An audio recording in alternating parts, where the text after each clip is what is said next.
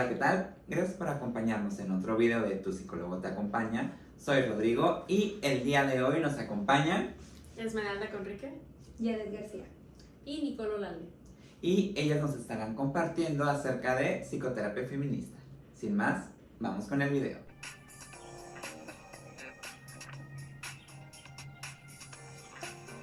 Y bueno, chicas, ¿qué nos compartirían acerca de la psicoterapia feminista? Bueno, la psicoterapia feminista es un movimiento joven. Podríamos decir que tiene relativamente poco tiempo, que nació y está teniendo fuerza. Y pues es una psicoterapia hecha de mujeres tomando distintos, pues transversatilizando distintos modelos y enfoques. Pero estamos como construyendo psicoterapia libre de las violencias de género. Es un enfoque como que lo podemos explorar en diferentes tiempos y espacios, porque justamente surge así el nombre así como puesto de psicoterapia feminista surge en Estados Unidos desde la segunda ola del feminismo, cuando los grupos de autoconciencia de mujeres empiezan a notar que ciertas problemáticas como que eran generalizadas, ¿no? Y era como que, bueno, a mí me pasa esto, a mí también. Y muchas de esas cosas se relacionaban con el género, ¿no? Y es ahí cuando las psicólogas que estudian estos grupos empiezan a hacer estudios en torno a esto.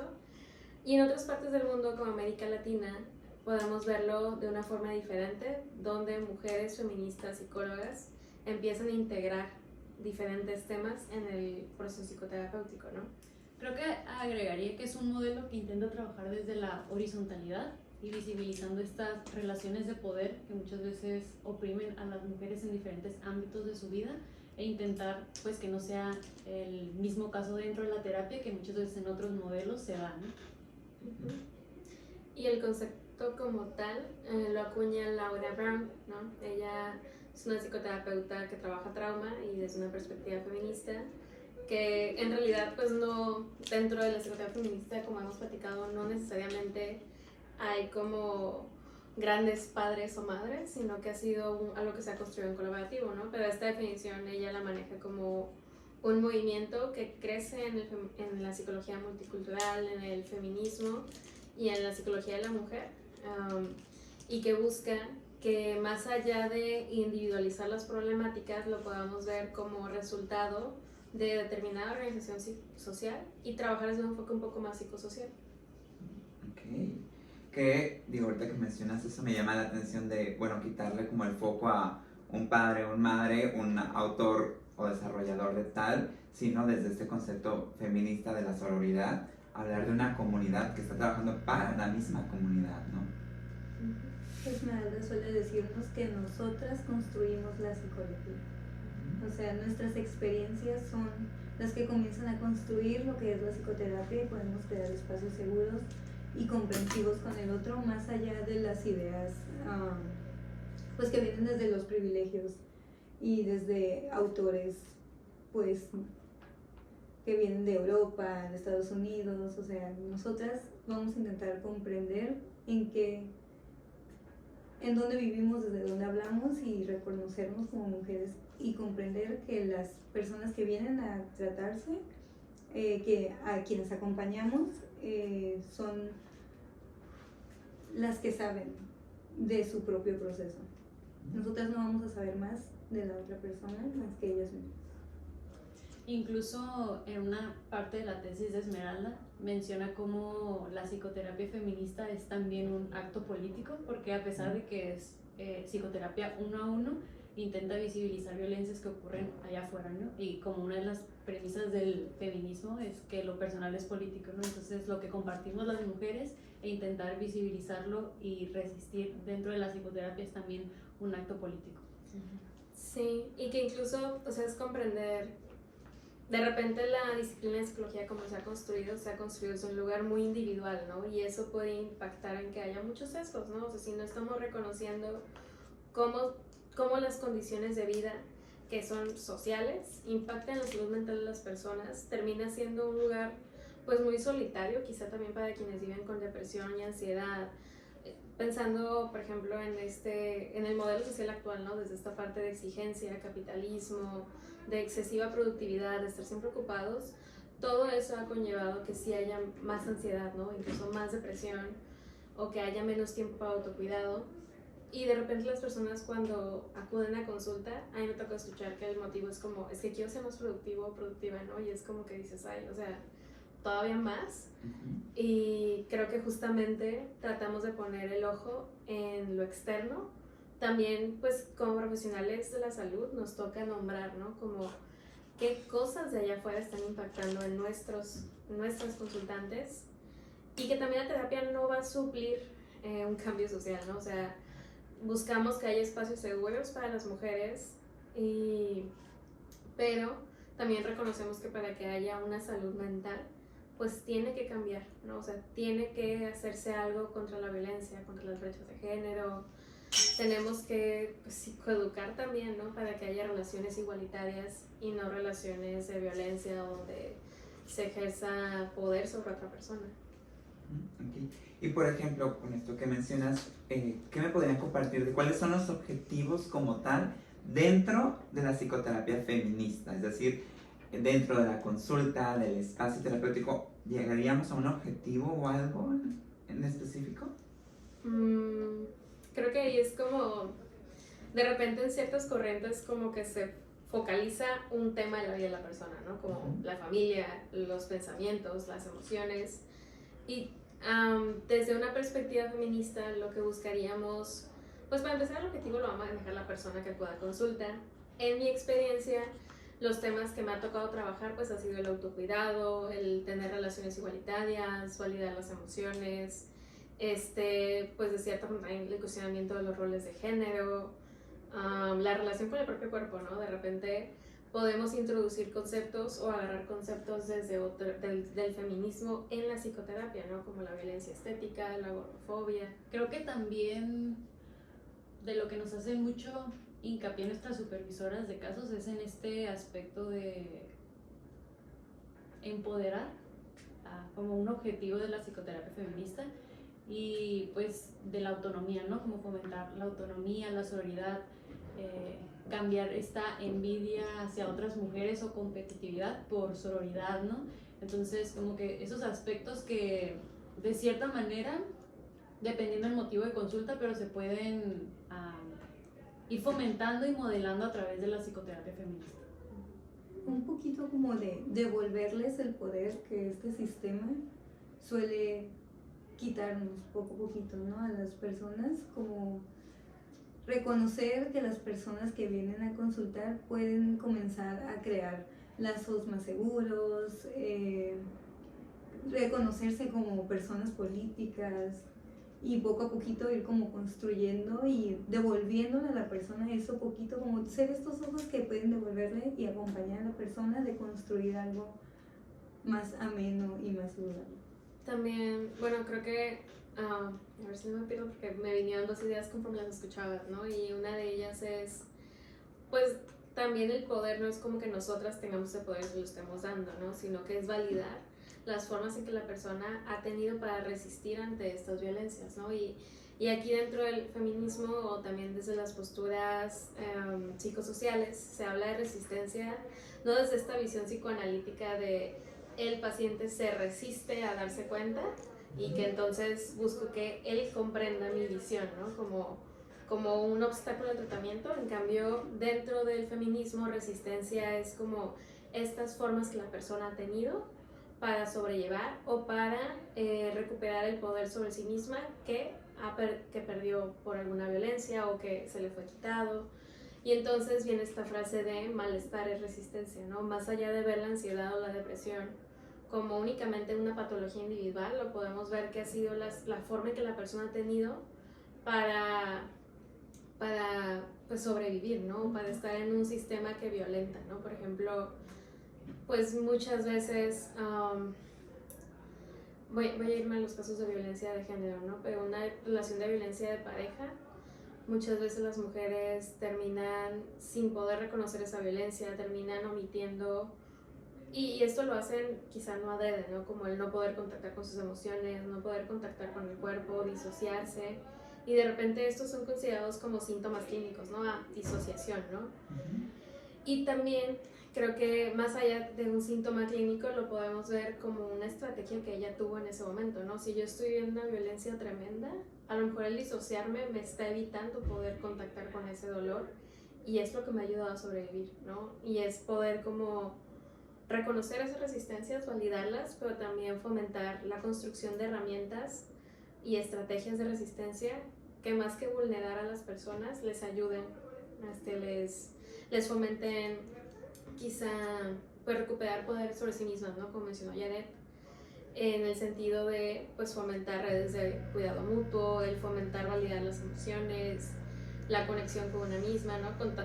Pensando en los temas de investigación de Jared y Nicole, pues fomentar el placer, así no solamente el sexual, sino una vida placentera, el autocuidado, el buen trato y el reconocimiento de mi propia ciclicidad, ¿no? Pensando en todos estos temas que no se han estudiado dentro de las disciplinas científicas y que a lo mejor yo me puedo sentir mejor también si reconozco cómo va cambiando mi estado de ánimo a lo largo del mes o mis energías o qué necesidades voy teniendo, ¿no? Más allá de buscar un referente externo, pues como sanar mi relación conmigo misma. Y otro punto pues sería ver cómo los roles de género afectan la salud mental, ¿no? Por ejemplo, el mandato de masculinidad, ¿no? Que muchas veces tiene que ver con, ¿cómo decirlo? Con someterse o arriesgarse, ¿no? Como estar en situaciones de riesgo, buscar peleas, conducción temeraria, no expresar emociones y que eso interviene en la salud mental de los hombres, pero también las mujeres tenemos otro tipo de mandatos de género que claro que intervienen también en nuestra salud mental, ¿no? Como la parte donde se nos enseña a cuidar las necesidades de todo el mundo, menos las propias, ¿no? Y cómo eso también hace que muchas veces aprendamos a siempre tolerar un poquito más, ¿no? Y entonces ese tolerar un poquito más también nos puede hacer susceptibles de vivir violencia, ¿no? Esos son como dos ejemplos clave. O también se me olvidó el nombre de la autora, pero una autora socióloga mexicana habla de cómo la violencia de género puede convertirse en un estrés crónico, ¿no? ¿Y qué quiere decir esto? Pues cómo no vamos a estar ansiosas, deprimidas o asustadas si corremos peligro cada que salimos a la calle, ¿no? Y por ejemplo, para esto, ¿cuál sería la metodología, el conjunto de técnicas o ciertas cosas que hacen que vaya funcionando este enfoque psicoterapéutico? Pues, o sea, en general la psicoterapia en diferentes corrientes, pues no es como que tengas un mapita exacto de dónde ir con cada paciente, ¿no? Más que el cognitivo. Pero por lo general, pues van surgiendo las técnicas al momento, ¿no? Aquí, pues realmente la perspectiva feminista o la psicoterapia feminista sí integra técnicas de otras corrientes, pero con un fin diferente quizá, ¿no? Como si yo ocupo trabajar quizá, ¿qué les gusta? Cómo he vivido la violencia o cómo he vivido el poder decir no en mis relaciones, pues a lo mejor lo puedo trabajar con un ejercicio cognitivo o lo puedo trabajar con una meditación guiada o lo puedo trabajar quizá con un ejercicio de dinámica familiar. Entonces, pues tomamos herramientas de diferentes disciplinas, pero sí están los principios básicos, ¿no? Que era el reconocimiento de la interseccionalidad, es decir, de cómo diversas identidades también conllevan diferentes desigualdades y por lo tanto es validar la experiencia de la persona con todo lo que forma esa persona, la consultante como experta de su propia experiencia, la horizontalidad, el análisis del poder dentro y fuera del consultorio. Que a ver aquí, chicas, ¿qué recuerdan del análisis de poder? Pues por ejemplo también, como estábamos hablando con otro profesor en la revisión de casos, que es Carla, nos estaba mencionando acerca de tal vez la dinámica dentro del consultorio es como una manera de reconocer de qué manera se llevan a cabo las dinámicas afuera, ¿no? Entonces, al tú crear una relación con esta persona, porque se construye, ¿no? Lo que queremos es construir algo dentro, tal vez vamos a saber qué es lo que está pasando fuera del consultorio y podemos llegar a modelar como la creación de una relación saludable. Desde el comenzar a hablar, reconocer a la persona como un ser independiente, que puede tomar decisiones y que sea capaz como de decidir qué es lo que quiere para sí misma y no como ser tan directivas o como un yo por ser psicóloga sé más que tú. Sin embargo, o sea, también es como no ser ajenas a que aunque tratemos de construir una relación horizontal, pues sigue habiendo una relación de poder ahí dentro del consultorio, ¿no? Y entonces esto lo podemos ver como que probablemente te ha pasado, que de repente una paciente o consultante te dice, ay, es que esto que me dijiste lo sigo pensando y tú dices, bueno, o sea, a lo mejor yo no tengo ese recuerdo tan específico de esa frase, pero esa pequeña frase para la persona fue muy significativa, ¿no? Entonces, de cierta forma nuestra palabra tiene mucho poder, por más de que tratemos de que sea horizontal, y entonces reconocer también que hay que ser muy cuidadosas con ese poder. Sí, de hecho, otro de los, como de la metodología es lo que mencionan de crear relaciones igualitarias, o sea, como dentro del espacio terapéutico, para que eso pueda ser un ejemplo de a lo mejor cómo poder, otras formas de relacionarse fuera de la terapia, ¿no? Y sobre todo esta parte de que muchas veces me ha pasado que me han dicho como, ¿tú qué opinas? ¿Qué tengo que hacer, no? Y también esta parte de empezar a regresar esa responsabilidad, esa autonomía, ese poder sobre su propia vida, porque eso a lo mejor nos puede dar una idea de cómo se relaciona fuera del consultorio y cómo a lo mejor puede llegar a ponerse en situaciones de sumisión o cosas por el estilo. Entonces es como aprender a relacionarnos de otra forma dentro de la terapia para que puedan también hacerlo fuera de. Sí, e incluso pues el análisis de los roles de género también es una forma de técnica, o sea, también se utiliza. También usamos la libroterapia o así le poniendo el concepto, pero se refiere como a poder facilitar textos, material, poder como también fomentar que la persona sea pues autogestiva, que pueda transformar las relaciones a su alrededor o generar respuestas o entender qué es lo que necesita. Y por ejemplo, dentro de todo esto que me van mencionando, ¿qué podrían encontrar como una ventaja de este enfoque? Todos. Nosotras, no tienen nada de malo. No, pues es que este enfoque, por lo mismo que tiene conciencia de las violencias que se pueden llegar a ejercer dentro de un consultorio, se procura como no ejercerlas. O sea, como si se sabe que se viven ciertas opresiones fuera y se crean pues ciertos diagnósticos en base a ciertas opresiones, pues nosotras vamos a intentar no ejercerlas en todo momento, ¿no? Y ser más comprensivas. Sí, creo que complementando un poco la idea de Yaret, como esta parte de intentar, o sea, la psicoterapia no es un espacio aislado de la realidad, entonces como intentar acercarnos a una realidad pues que violenta a las mujeres de diferentes formas y también entender que sus resistencias no necesariamente son trastornos, ¿no? O sus angustias y malestares no es porque la etiqueta del DSM dice esto y ya, ¿no? O sea, sino que es una reacción ante un mundo hostil que violenta constantemente. Entonces, como acercarnos a la realidad y sentir como esta verdadera comprensión más allá de que me siento ansiosa, tengo un trastorno ansioso, sino entender de que me siento ansiosa porque estoy viendo todas estas violencias, pues también siento que es reconfortante hasta cierto punto. Sí, y ahorita que mencionaban eso, pensé en dos puntos clave también de la perspectiva feminista en la psicología, pero pues la psicoterapia surge de la psicología, ¿no? Entonces hay que tenerlo ahí un poco como teoría y técnica también.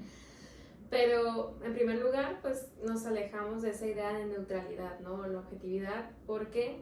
Porque muchas veces el manto de neutralidad, objetividad o distancia lo que conlleva es no ser consciente de los propios sesgos que puedes ejercer, ¿no? Pensando en que pues, la psicología básicamente fue construida por hombres, ¿no?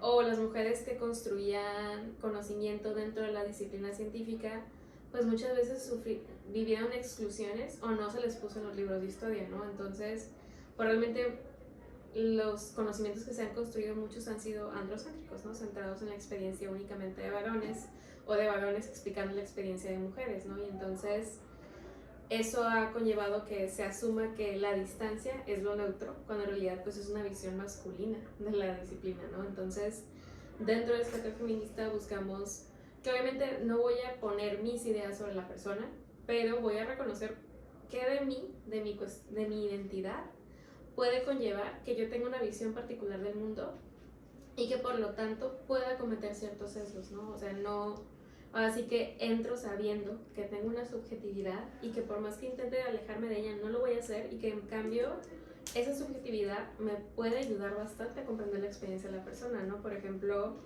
yo como mujer que vive con ansiedad o que vive con SOP, puedo tener una noción quizás hasta más acuerpada de cómo se viven esas experiencias, que si asumo que hay una distancia completa, ¿no? O que no me va a poner triste o molestar si una paciente o consultante me dice que acaba de vivir una agresión sexual, ¿no? Entonces, creo que otra ventaja es que tratamos de validar esas emociones que son naturales de sentir ante situaciones de violencia, ¿no? O sea, ya no vemos la tristeza o el enojo como una patología, ¿no? Porque también el estándar de salud mental en hombres y mujeres de repente va variando, ¿no? Si llega un hombre enojado, se ve como algo normal. O si llega una mujer enojada, muchas veces viene la etiqueta de histérica, ¿no? O de exagerada, o que no es para tanto, ¿no? Entonces, hay que ser conscientes de cuáles han sido nuestros propios aprendizajes de género para no continuarlos ejerciendo o fomentando, pero también poder validar ese enojo, esa tristeza, que es una reacción natural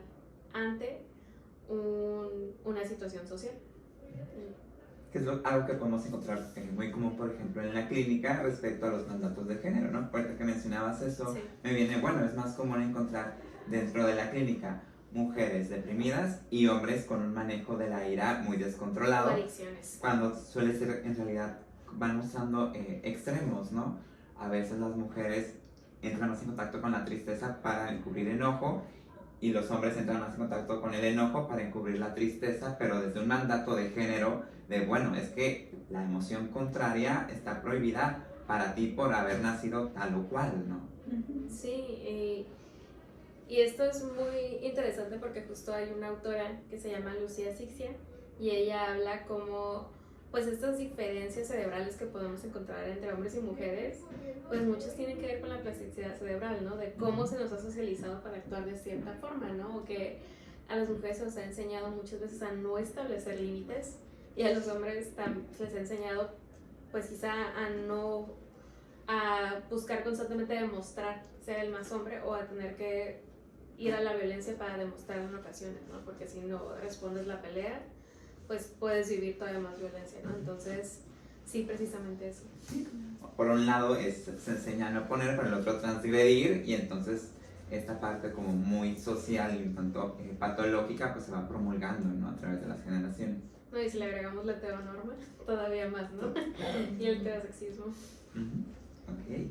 Y por ejemplo, dentro de esto mismo, ¿qué nos pudieran comentar respecto a desventajas desde este enfoque?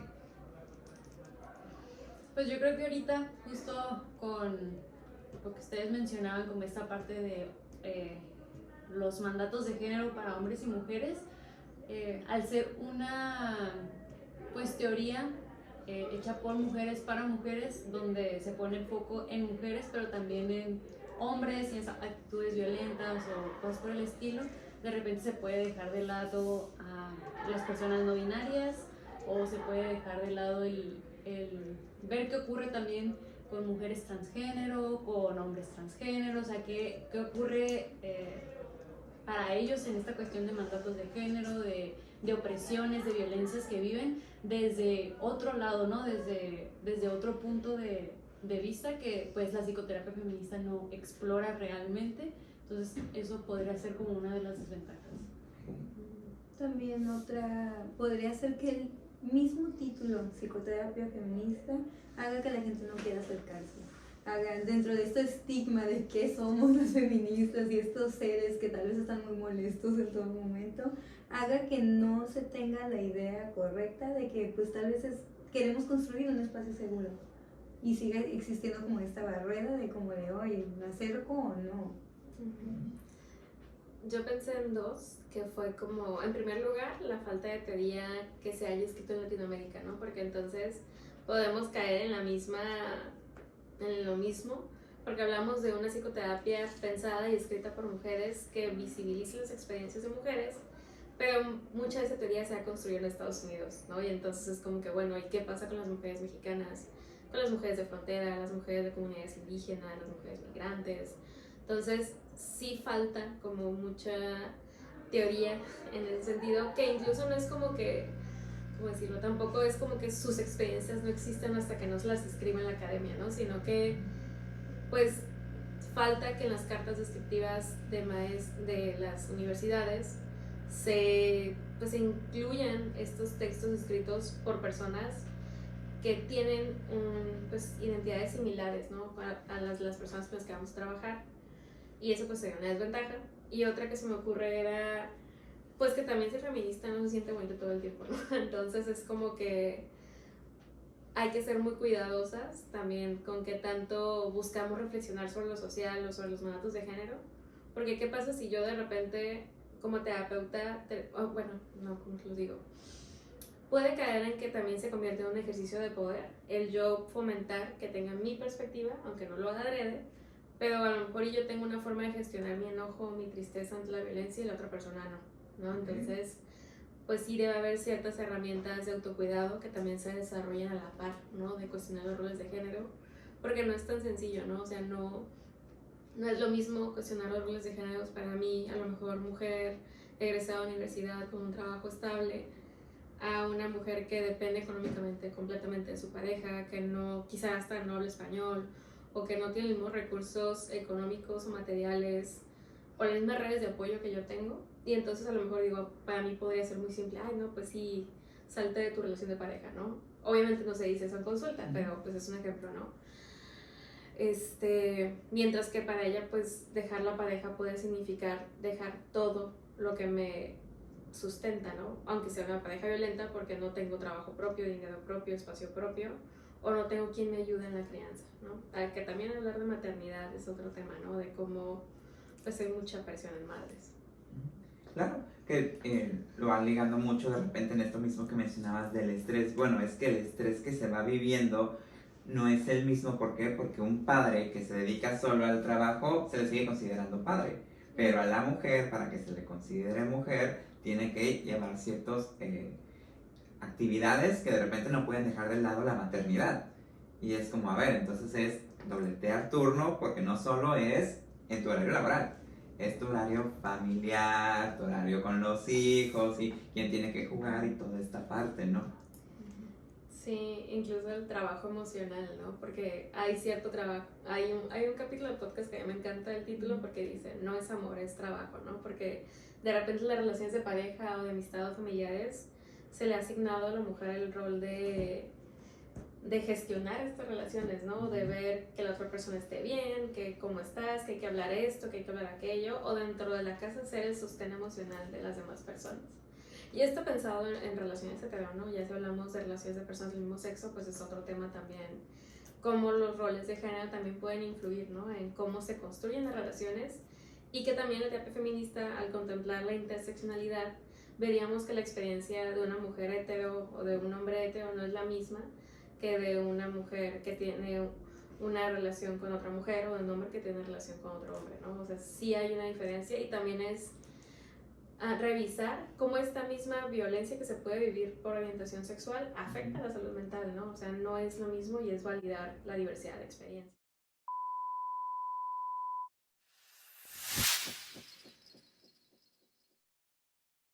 Lo que más pesado se me hizo de ese post era eso de que pensó que iba a estar en un lugar bonito y se da cuenta de que no, o sea, que las necesidades más básicas son las que gritan primero. Sí, ¿no? Y como también el autocuidado de las terapeutas, pero también pues toda la parte de las condiciones de vida, cómo interviene la salud mental de las personas, y que cómo tener salud mental sin una vida digna.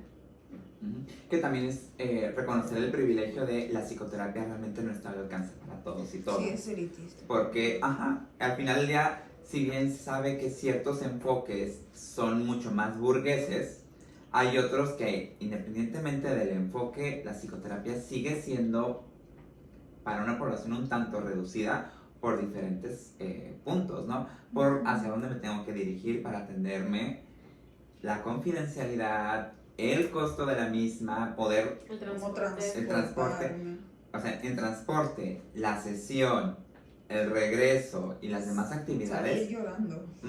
O sea, salir y con Salir llorando y pensando, ¿por qué estoy haciendo esto? ¿no? Y aparte también en la privacidad de saber de, si me voy a vulnerar, no van a salir porque estás llorando, que no vienes a estar mejor, que no es, o sea, todo eso también es un privilegio. La psicoterapia es un privilegio que de repente los consultantes no vamos pensando como pacientes de, pues es que no puedo pedirle al otro que tenga un mejor desarrollo emocional si no ha tenido las bases que le permitan dicho desarrollo emocional.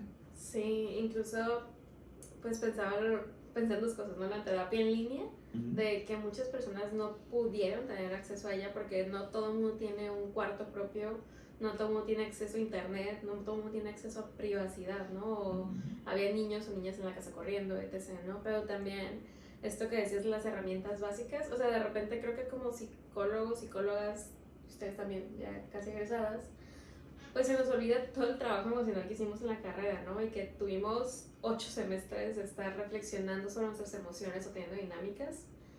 Y que muchas personas que pueden terapia no. O sea, hay cosas como muy simples como el manejo de emociones.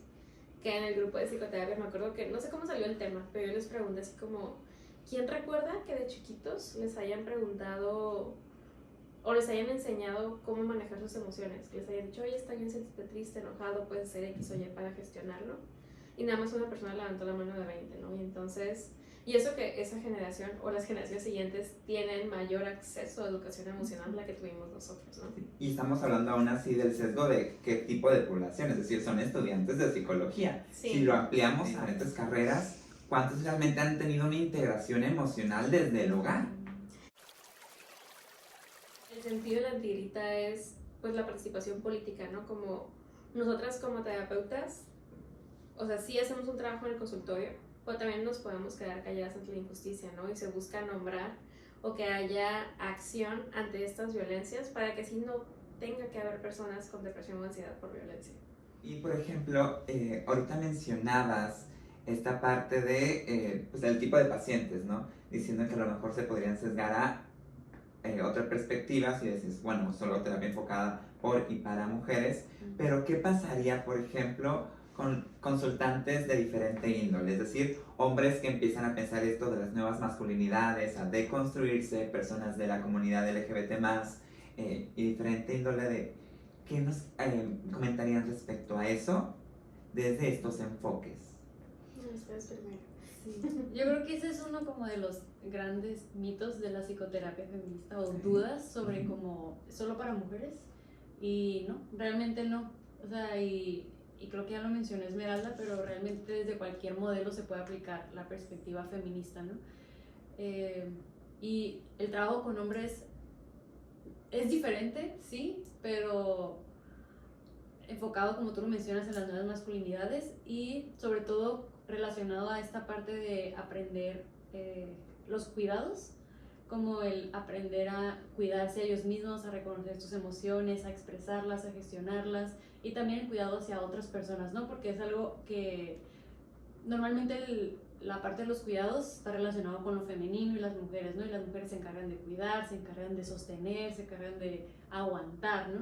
Entonces, por el lado de los hombres en la psicoterapia feminista se intenta también que ellos sean responsables de esta parte de cuidados hacia ellos mismos y hacia otras personas, ¿no? Tanto desde la paternidad como en relaciones afectivas, o también crear redes de apoyo estables y sanas, ¿no? Entonces sí. También incluso, o sea, pues yo sí trabajo con hombres, obviamente el trabajo es diferente, ¿no? Porque pues cambia el foco en sentido de que los mandatos de género son diferentes y la forma de relacionarse, ¿no?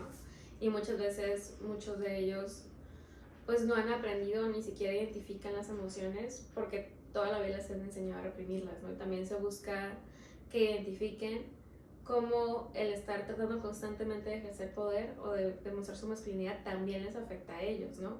Por ejemplo, de que no puedan ser capaces a veces de decir te quiero a la pareja o a las amistades, o que el único espacio para poder hablar de emociones entre hombres sea con alcohol, ¿no? O con drogas, porque de otra forma no se dan este tipo de relaciones profundas entre hombres, ¿no? O se dan relaciones profundas únicamente con sus parejas mujeres, ¿no? Eso, y también, pues a mí me ha tocado más esta parte de escuchar, de buscar cómo hacerle para ser una buena pareja, o sea, como poder tratar de mejorar sus relaciones de pareja. O sea, no doy terapia de pareja, pero trabajo a veces con hombres que quieren ser mejor pareja o mujeres que quieren trabajar el tema de la pareja, ¿no? Y ¿qué más? Y también, pues las personas que no se identifican ni como hombres ni como mujeres, pues somos muy apapachadoras, y también comprendemos que se ejercen otros tipos de violencias, como pues distintas a las de las mujeres que son desde el nacimiento, pero también que viven violencia de una manera u otra, y también se les dice acérquense y también vamos a intentar descubrir cómo es que estas imposiciones de género nos afectan a todos de una manera u otra. Que ahí vendría el punto de la interseccionalidad, ¿no? O sea, sí es pensada de por y para mujeres, pero eso no quiere decir que sea necesariamente separatista, ¿no? Dependiendo la persona, ¿no? Ya, es decir, yo creo que cada terapeuta se va como sintiendo más cómodo o cómoda con pacientes, ¿no? Y viceversa, ¿no? De repente, por azares del destino terminamos con ciertas personalidades como pacientes, como consultantes, y entonces dices, bueno, o sea, a lo mejor yo puedo ser una terapeuta feminista y que trabaje súper bien con hombres y mejoren un montón o avancen un montón sus casos, o puedo ser una persona que trabaje súper bien con mujeres sobrevivientes de violencia, o yo por ejemplo trabajo mucho con mujeres con ansiedad, temas de autoestima, autoconcepto, relación con el cuerpo, vínculos afectivos, emociones, pero pues creo que va variando mucho, ¿no? Sí, que digo, esto es como súper común y comparten todos, ¿no? Al final del día hay pacientes para terapeutas y terapeutas para pacientes, que no necesariamente tiene que ver con tu enfoque, sino al final del día, bueno, con quién haces clic. Sí. Y no implica que sea bueno o mal terapeuta, sino no era el terapeuta para ti. O sea, podrá ser muy buen terapeuta para tu amiga, para tu familiar, para tu qué sé yo, pero a lo mejor no hizo el clic contigo y se vale. Eso no implica que tengas que mover como necesariamente de enfoque, sino, ok, si era el enfoque, simplemente la persona no y se vale. Y de hecho creo que eso es algo muy valioso de también este enfoque de psicoterapia, como el reconocer que nosotras como psicoterapeutas también podemos decir, esto no está funcionando, y que sea un acuerdo mutuo. Sí. O yo por ahí, bueno, en mi tesis, de repente algo que a mí me resonaba mucho, pues mi tesis entrevista a psicoterapeutas feministas, y era esta parte del autocuidado, ¿no? Como de repente nos pueden enseñar en la disciplina a que tienes que atender a todo tipo de pacientes, y a veces no, o sea, a veces si a mí me llega alguien que ejerce violencia, a lo mejor y yo por propia seguridad digo, pues sabes qué, o sea, yo no puedo trabajar con él o con ella, ¿no? O sea, yo no puedo, ¿no? Y es como también, pues sí, validar que como terapeutas también somos personas, ¿no? Y podemos establecer límites. Claro, totalmente, que al final del día eso implica el de, bueno, poder poner esto sobre la mesa y la honestidad de, estas son las razones, pero con gusto te acompaño a otros especialistas y te refiero, ¿no? No abandonamos en ningún sentido, simplemente te digo, conmigo no, pero aquí está la posibilidad de con otros. Y es, no te abandono, te acompaño a con alguien más, porque conmigo no va a haber un clic. Sí. Y por ejemplo, ahorita dentro de esto mismo, digo, al final del día, creo que es positivo ir desmintiendo todo esto, ¿no? ¿Qué me podrían compartir? A lo mejor ustedes que están más inmersos en esto de mitos, tabús, chisme, que se dice que es, pero que no es, ¿no? O sea, como para ir como desempolvando lo que sí es y comentando pues lo que no. Bueno, me da risa porque creo que nos podríamos agarrar una hora hablando de todos los estereotipos sobre el feminismo, pero...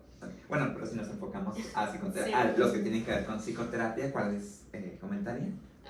Pues para empezar, no buscamos que todos los pacientes sean feministas, ¿no? O sea, ese no es el punto, porque el feminismo es un movimiento político, también es una teoría, pero también es una perspectiva de análisis, ¿no? Y entonces es una postura crítica que nos permite analizar de forma diferente y contemplando lo social el proceso psicoterapéutico, ¿no? Entonces, pues no, o sea, no se va a tratar de que yo fomente que todas mis pacientes vayan a las marchas o algo por el estilo. Al contrario, ¿no? Es como fomentar la autonomía de ellas y que analicen lo que quieran analizar, ¿no? Y cuidar que sea un espacio seguro, de cuidado, donde se sientan cómodas de poder compartir y que no voy a desvalidar su experiencia en ningún momento, ni fomentar que se ajusten a determinado rol de género.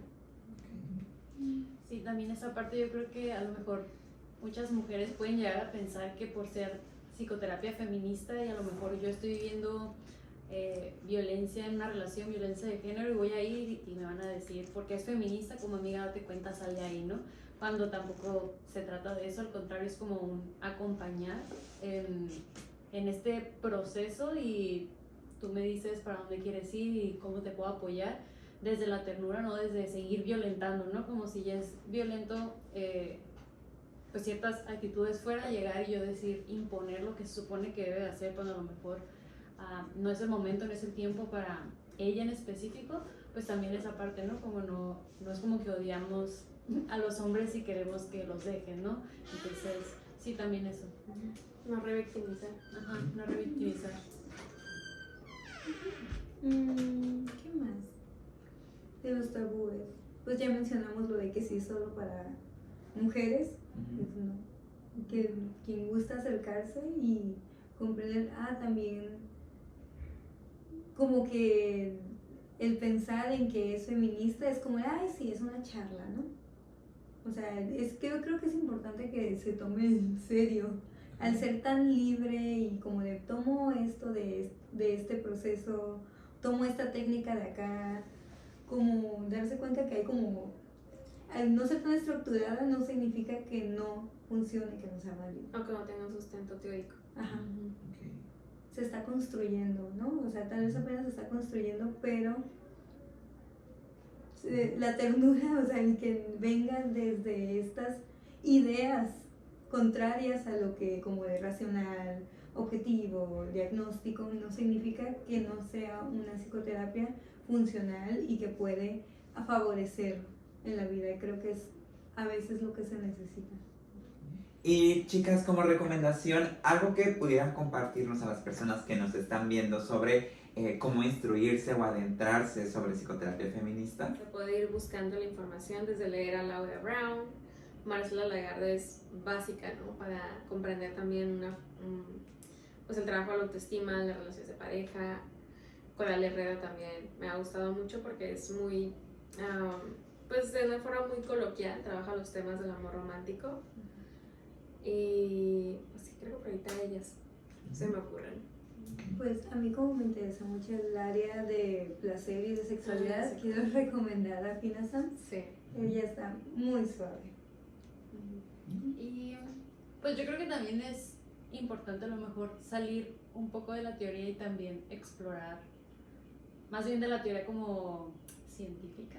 Y una escritora feminista de fantasía que a mí me gusta mucho es Isabel Allende, y también explora mucho cómo diferentes mujeres han impactado en su vida y la han ido formando. Entonces siento que, como hemos mencionado en la psicoterapia feminista, es mucho también de ver a la otra, pero también verse a una misma. Entonces como reconocer esto en nuestras propias vidas también se me hace muy valioso.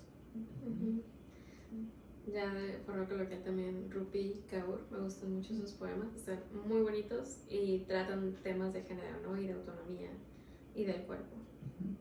Ok. Bueno, muchas gracias por sus recomendaciones y muchas gracias por llegar hasta esta parte del video. Ya saben, si les gustó, denle like, compartan y háganos llegar sus dudas dudas y aportaciones para próximos videos. Sin más, me despido. Mucho gusto. Gracias. Gracias y síganos viendo próximamente en Tu Psicólogo Te Acompaña. Hasta la próxima.